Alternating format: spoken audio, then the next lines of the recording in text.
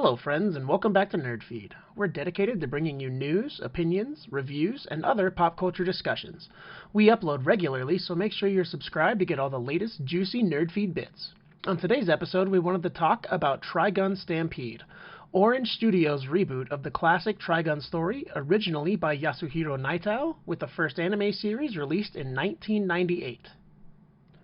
Trigun is a space western type story following the character Vash the Stampede, a kind of superhuman, sentient form of what the story calls plants, which are living, feeling, interdimensional beings that also act as energy sources that are capable of producing air and even food and water based on conditions. But they also provide life-sustaining energy for the human population on a desert planet called No Man's Land, or Gunsmoke, depending on the version that you're watching.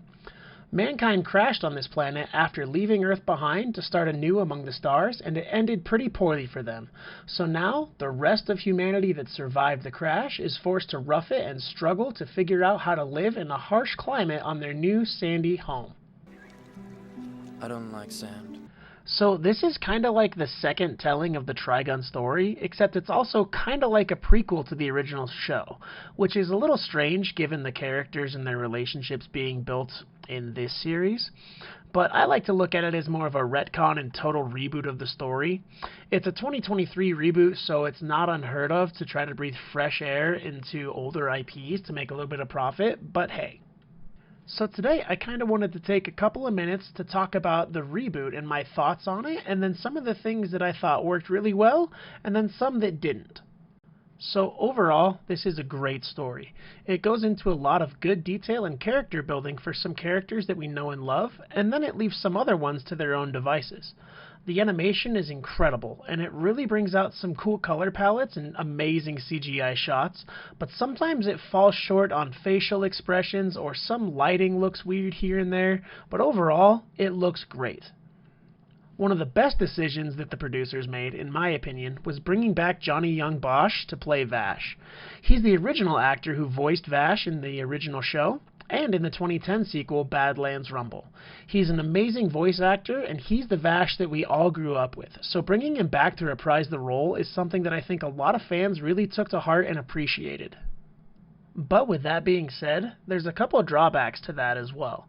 Bosch is a lot older now, and it shows in his acting. He still sounds like Vash, but he sounds like a Vash that's muzzled and a little bit suppressed.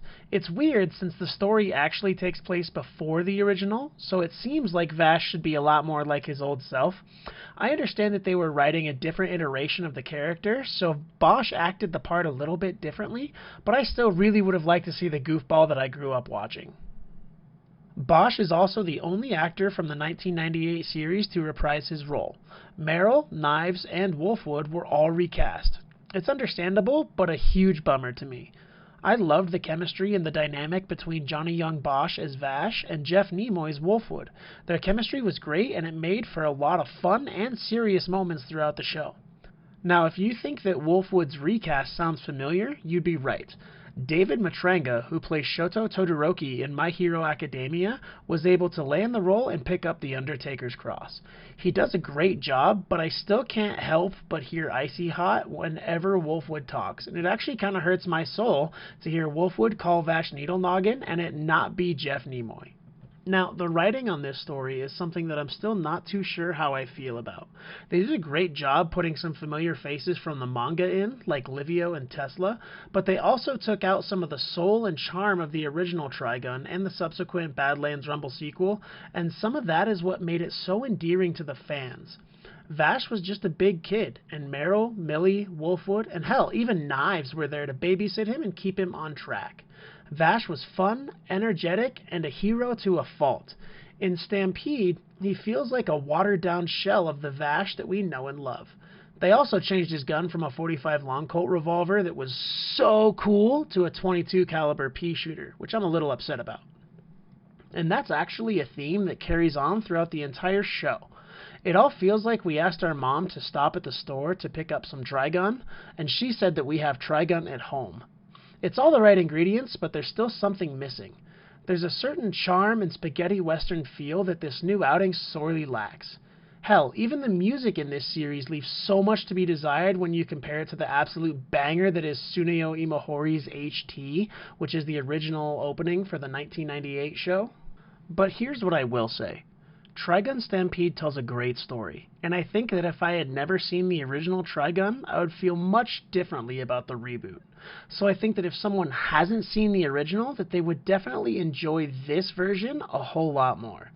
It is, however, a faithful telling of the Trigun story, and it definitely pays respects to the literature that came before it, and to the fans that love the original so much. So that's a huge win for me as far as I'm concerned. These are all just my opinions, though. I'd love to hear yours. Sound off in the comments below and let us know what you think of 2023's Trigun Stampede. Did you enjoy it? Did you hate it? What would you change about it if you could? Thanks so much for watching this episode of NerdFeed.